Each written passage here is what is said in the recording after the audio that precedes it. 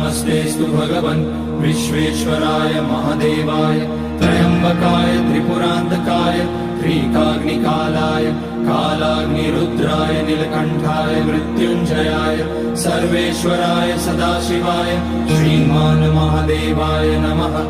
ॐ नमः शम्भवाय च मयोभवाय च नमः शङ्कराय च मयस्कराय च नमः शिवाय च शिवतराय च।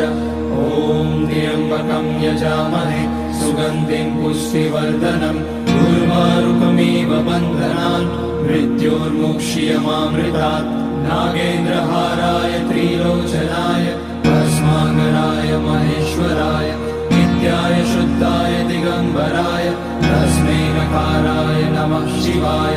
मन्दाकिनी सलिलचन्दन चर्चिताय नन्दीश्वर प्रमथनाथ महेश्वराय